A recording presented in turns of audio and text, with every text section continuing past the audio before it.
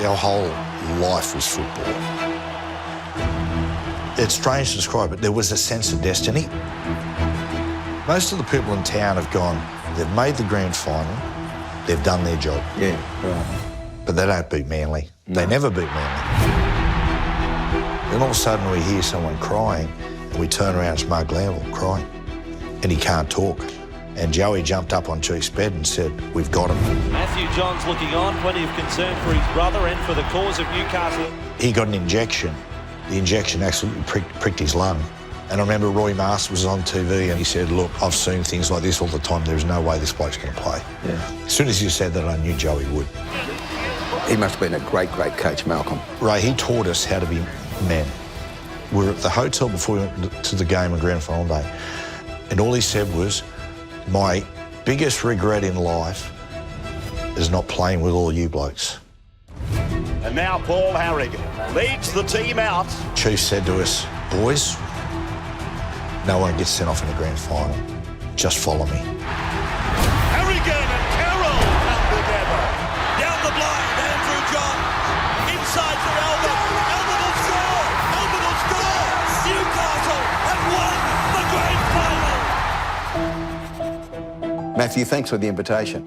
When they said, you've got to interview Matt in this series about grand finals, I thought, I'll just check the record books to make sure I'm right. And I rang Steve Crawley. I said, mate, he's only played in one grand final, he won it. I said, I'm interviewing blokes who've played in dozens of grand finals in various places. So obviously you've got a lot of pull at Fox Sports. Yeah, that's right. Yeah, that's right. The Newcastle Knights came into the competition like the Broncos in 1988. And in relative terms, it wasn't long until they won the grand final in 97, but your debut, what was in 92? They would bring me on. We played Penrith one day, and Penrith were the defending premiers that year, and they brought me off the bench to play in about the last minute and a half. The side was way ahead, and they do that with young players, give a little taste. Johns is on in 19 for Newcastle. The first real one was we played Manly in 92, and they gave me about 25 minutes. The memories are that you were to perhaps fill in the dummy half or hooker, but Tony Kemp, the centre, came off. And all of a sudden, you're playing in a most unfamiliar position. The rule was, if you're playing lower grades, 21's a reserve grade, you can't leave the ground and you can't crack a beer until the first grade captain does. And that day, I put the civvies on, went straight out of there, and I'm actually on the hill, and I'm actually onto my second beer, and I get the call that I'm needed in the dressing room, and I thought, well, they've caught me having a beer. So I walked around there, and they said, no, there's one of the blokes in the warm-up's a bit dicey. We need you to sit on the bench. So it's probably not the ideal preparation, I'd say, going in. And it sounds very much like your preparation. It does. But then there was an injury and they said, wait, warm up. And then I'm on the sideline. My job, I was to replace Robbie McCormack at hooker. But as I'm standing on the sideline, Ray, I think it was Kevin Iro ran and he hit Tony Kemp, his countryman, and Kempy's dislocated his shoulder, and the trainer's standing there and they're attacking our line, so he just threw me on. So he threw me on left centre. Matty Johns is the replacement player on for Tony Kemp. You lost. We did. And I think the coach shouldered much of the blame for some reason on you, the young rookie. Johns puts the little grubber in behind Hancock. Well, it was funny, right, because in the game, I don't remember a lot of the game. All I remember is just because your adrenaline is just pouring through you and you're just tackling everything that moves. But they beat us 14-12. And I sort of helped my Dukes up. You know, I felt, pretty good. It was TV games, so, all my mates would have been watching at Cessnock and whatnot, so I was chuffed. And I walked into the sheds and Wadey went, Matthew. And I thought, I'm going to get a rap here. He goes, well done, you just cost us that game. And I was like, what? He said, mate, what position did I tell you to go on at? And I said, hooker. He said, well, why would you go on at centre then? And I looked at the trainer and he sort of just went the other way. And I was sitting there shattered. But a bloke who was always incredibly good to me was Alan Bell. Yep. I was spoken about before, and Belly came up with a stats sheet. It said Matthew Johns, I think it was 25 minutes, 23 tackles. Right. And said, good job. Yeah. And I was like, OK. Your brother comes along 2 years later, an immortal. Now Andrew Johns. Sights a little hole himself. He's close. He reaches out. That's a try to Andrew Johns. Great strength from the little halfback, and that's a good reward for a great game in his debut match for the Newcastle Knights in first grade. Did you know how good he was in your own mind, having grown up alongside him when he first came to grade? Andrew, when he first came in, Ray, to be honest, coming through the juniors, he was a bit of a a bit of a scallywag, believe it or not. Oh, really? And Peter Sharp tells a story once that he was coaching the under-21s, and it was a training in the morning, and Joey's turned up with his jeans and everything on. And I said, mate, where's your training clothes? He said, I've just come from Fanny's nightclub. And did the whole training session in his jeans. But going into that first game against South, and I had a yarn to him night before the game, and I went up to him and said, listen, mate, got to really focus here. I said, mate, it's not reserve grade, not under-21s, this is NRL, and it's very, very different. He went, oh, OK, no worries. Well, he went out and scored 23 points on debut. Paid forward by Andrew Johns. Can he score his second? Yes! Great try, Andrew Johns. And broke the point scored record for the club. Fine debut, 7 from 7 and 2 tries, soon to make it 8 from 8. And he came up to me and he says, not that hard. Well, strangely enough, it never was that hard for him, was it really? Tremendous having your brother alongside you. Must have given you a lot of confidence in first grade today. Yeah, mate, he helped out a lot. He jumped in first reserve and called all the shots, and I sat back, so that helped me out a lot. We skip along to what we're supposed to talk about, grand finals. I don't think that Newcastle had beaten them. We had to go back before you were even graded. Yep. Yes. The last time Newcastle beat Manly. They were, without a doubt, our bogey team. They used to always, certainly when I come to grade, always do a number on us. We're always that next tier down, and they had a lot of older, experienced players, like Cliffy being the perfect example. Lions, he'll get there, and he puts it down. And, of course, he had Bozo as coach. Bozo was very, very good to Andrew and I. Very, very good. In fact, he tried to sign me at the end of... sort of through that year in 1994. Now, he knew how to get his man, so he was we want to bring you. He said, Cliffy's getting a little bit older, and we're thinking about this. And I went away to have a think about it, and he said, he rang me and said, we've got this kangaroo tour coming up in a few weeks. And I went, oh, yeah. He goes, yeah. This bloke going in the 6th, but I reckon, I'm a bit worried he might have a groin injury. Now, if you sign with Manly, that groin injury might just get a little bit worse. And I had to break it to him. I said, look, Bozo, we've got Malcolm really coming to the club. I just see good times coming, I'm going to stay. And he actually said to me, he said, good on you. I'd do the same thing. He said, Malcolm's more than a friend to me, he's like a brother. To the blind side, to really pushes off the man, gets the pass away. He was a great player. I watched him as a younger bloke. He must have been a great coach, Malcolm. Ray, he taught us how to be men. He just knew how to, how to bring out the best in us. It was amazing, Ray. When he arrived at the club, I thought I knew what hard training was. So when he arrived at the club, I reckon for the first month he said nothing. He just sat and observed. Full club training has been underway for 3 weeks. Coach Malcolm really leading into his first Winfield Cup campaign. After that month, we got an indication, a notification, hey, you got to come to the club. And Malcolm's secretary's got a letter for you, a personal letter, which he gave to all the players, the first grade players. And you open the letter, it was handwritten. And it was, I don't know why I came to this club. I came to this club thinking it was a professional organisation, that you guys are willing to train hard. Well, you haven't been. Unless you can take that next step, either you're not going to be here or I'll be leaving. And that went to all the players, and everyone turned up that day of training and said, mate, what about this bloke? But our training went up another gear. He knew what winning was and what it took, but I'll never forget, he was it's like tough guys don't talk tough. And Malcolm was never talk tough. And the only thing, remember, we were at the hotel before we went to the game on grand final day, and all he said was, my biggest regret in life is not playing with all you blokes. Now, let's go through the pathway there. Joey's busted during the final series to the extent I think he ends up with a punctured lung. It did. We played Parramatta week 1, Ray, and it was funny, the last game we played before the finals, you want to springboard into the finals. You want something to give you that sense. And we did. We belted Balmain. Now Andrew Johns passing without looking for Peter. Here comes another. Wayne Richards is on the finish of that. Beautiful set play from the Newcastle Knights. We went in with a mile of momentum. It was funny, that first game though, Ray, in a blink of an eye, I think it was after 15 minutes, Parramatta were beating us 18-0. Now they're away with Lovell. He's got Heron on his outside, and Heron is on his way for try number 3. Parramatta, some scintillating football from the Eels. It's strange to describe it. There was a sense of destiny, and even down 18-0 after 15 minutes, I was still certain we're going to win. Joey scored a really vital try in the second half, as he does. Well, he sighted a gap. He's found it. Andrew Johns, 10 metres out, steps straight for And as he went over to score, Jason Smith went in to stop him, and it was an accident. His knees hit him in the ribs, and Joey broke on 2 or 3 ribs. Matty Johns looking on, plenty of concern for his brother and for the cause of Newcastle at the moment, at 20 all. He missed the next week against Manly. Now, Nathan Gibbs is a mate of mine. Yep. Great fella and a great medico. This is Bozo at his prime. Yep. Any edge he could get, yep, he would pursue that edge. He somehow got Nathan to examine Joey's condition with this punctured lung, which followed, of course, the treatment for the broken ribs, and said, I think the headline might have said, he could die. Yeah. We played Manly in a semi the next week. Newcastle Knights, not since 1992 have they been victorious over Manly. And Joey missed it because of the rib. And it was interesting in that game, Ray, because every time we kept playing Manly, we just kept getting a little bit closer. Oh, it's a chance for Newcastle.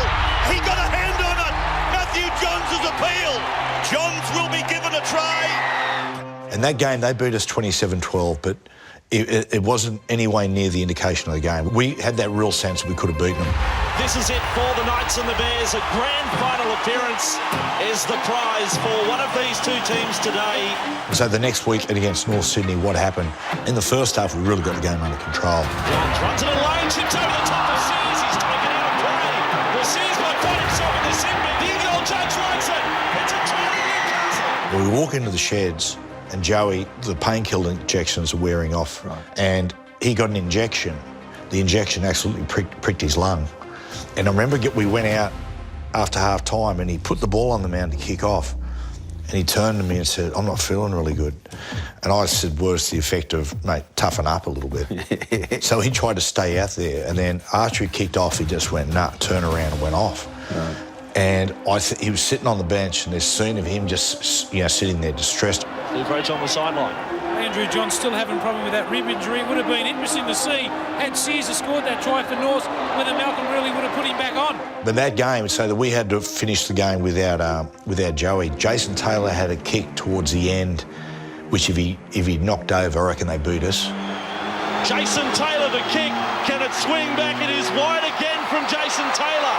He has missed 3 kicks today, and it is 12 all. And then we worked down the field, were able to kick a field goal. Then they were in desperation. We scored a try late. And so again, that gives you that sense of destiny. Craigie scores! Newcastle is through to the grand final. I remember waking up on the Sunday morning, and I remember Roy Mast was on TV, and Roy said, the big one is going to be Andrew's punctured lung, and he said, look, I've seen things like this all the time. There's no way this bloke's going to play. Yeah. As soon as he said that, I knew Joey would.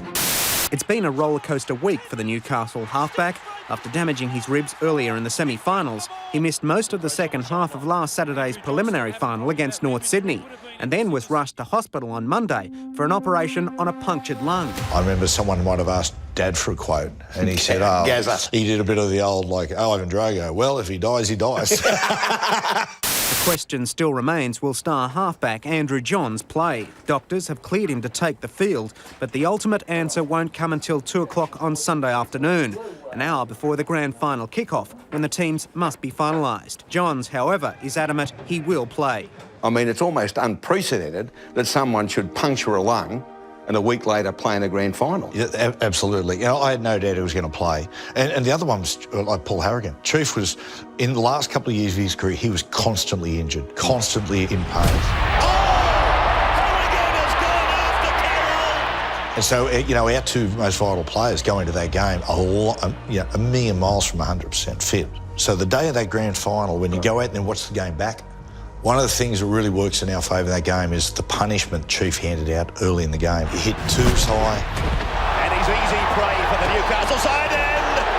Manly rush in. Hit Spud 3 or 4 times. Harrigan and Carroll together. But the only one he didn't belt was in-goal touch judge. Honestly, he hit everyone. But what he said, we're in the sheds, we've actually got our hands in the middle, and you can see I only saw the vision of it just recently. Ooh. And Chief said to us, boys, no one gets sent off in the grand final. Just follow me. And if you look at the last 15 minutes of that game, right, Manly are gone. They've been bashed to submission. Andrew Johns puts the dummy together. Then he picks up O'Davis. O'Davis looking for his second try. It's a try. He's on the line. I think it's a try. I think Bozo told me later, he said, I said to Biscuits, Frank Stanton, this is going to be a fairy tale. And unfortunately, we're not part of the fairy tale. Just seems as though the fairy story was, it came to fruition for the rugby league and for Newcastle. Then the bloke with the punctured lung decided to put the foot down on the Scone thoroughbred. Yeah, scores. Darren Albert. A couple of weeks before semi-finals, we get on the Tuesday, we're doing the video session and they're handing out the stats. And we look down the stats, anyway, Tony Butterfield goes, mate, what's this? It looks down, it's Darren Albert, 1 run, 2 metres. And I remember talking to the blokes, me and Andrew said to him, listen, he's not that type of winger, but he'd keep his energy and when you needed something, he'd pull it off. He's in the open! Darren Albert! Oh, brilliant run! In the semi-final against Norths, Matt Sears, who was Quicksilver, he makes the break down the right-hand side. Mate, Albie cruises and literally gets him as he's about to put the ball down. Sears is through! 20 minutes from the line! Darwin coming across in cover! What a tackle! What a tackle from Darren Albert on Matt Sears! And it's no try. Now, if Darren Albert had done 30 runs before that, he doesn't pick him up. Coming back from when we beat North Sydney, there was a real excitement in the city. Yeah. And to a certain extent, like, most of the people in town have gone, they've made the grand final, they've done their job. Yeah, right. But they don't beat Manly. No. They never beat Manly. To sport now, and the Australian Rugby League held its traditional grand final breakfast this morning. Manly is as hungry as ever to take the title, but Newcastle fans say in the midst of tough times, a victory would mean more to them. All week in Newcastle, there have been scenes to gladden the heart of any league supporter. I reckon they're going to win. They got there. They'll do their best. That's all that matters. Fans have been going mad like the good old days, painting the house and the car. Kids with footies lining up for autographs. As individuals and as a team, I think we're in a privileged position to make so many people happy. This weekend, they're going to show us their support, so it's up to us to give their loyalty something back. The boys barely had time to dust themselves off after beating Norths and winning a place in the grand final, and Newcastle was already caught in the grip of night fever. I tell you, all the boys love the support we can hear when we're going out. Even when I flip the corner, I can hear you. And just as much as for us, it's a personal, it's a great thing to be in a grand final and maybe win it. We know for the town, and particularly all the core, all you guys that are always there all the time with us, we really appreciate it. So we know you're riding with us and on our backs. We'll make sure we do good. The day before the game, Ray, there were about 30,000 people that saw us off in the streets of Newcastle. And there was an old church around Walls End Way, and we're not long from getting on the highway. And there's people, I remember one bloke had a sign up going, one more round. And Chief standing up with tears in his eyes said, mate, we're not coming back here, losers.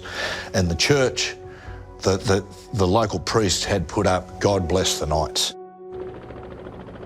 And so we had a bit of a meeting in the afternoon with Malcolm, and Chief was of the opinion it was a bit underwhelming. He comes up and says, Chimpy, I reckon, we should just have a meeting, just the boys. And I said, Chief, we just had about a 40-minute meeting before. I don't know how much blokes going. He said, Chimpy, I'm not asking, I'm actually saying, this is what we're doing.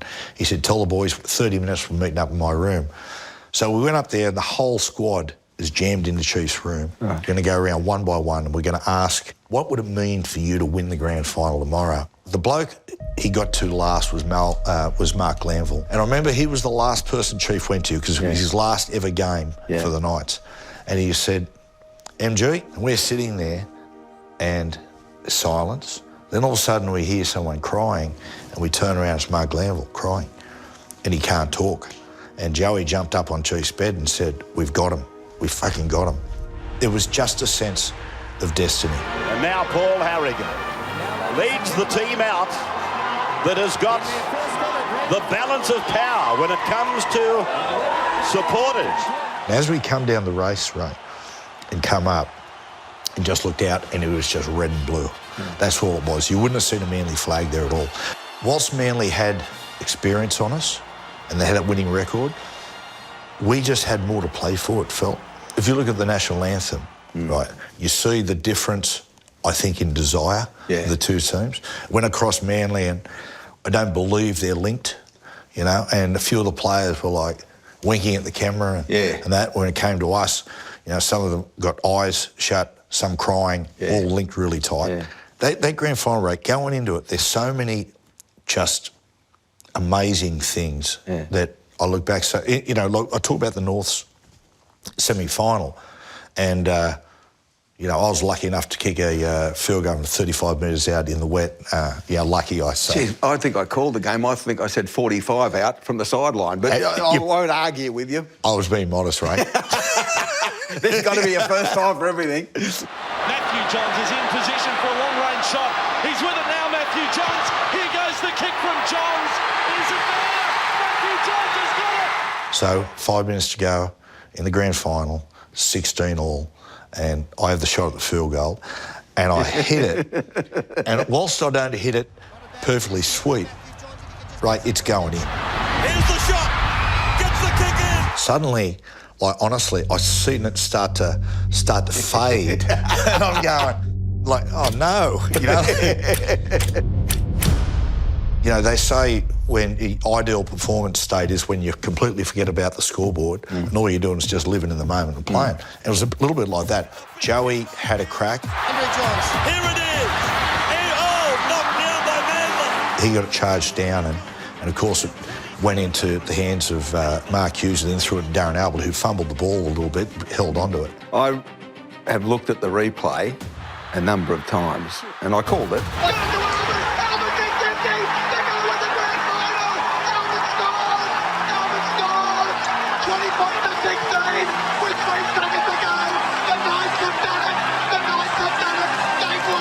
I can't believe how much space was there for Darren with that pass back on the inside. It's like the heavens opened up. It's like it was meant to happen. This is another thing, like Andrew and I talk about all the time. Right. Our whole life was football. And I remember when we were not far away from playing first grade, we'd sit and watch the first grade side play, and you just work out little tendencies and little things in the game. And one of the things we worked out was that one of the rules of marker play, right, if you got one marker, you don't chase, because the dummy half can just go show and away you go.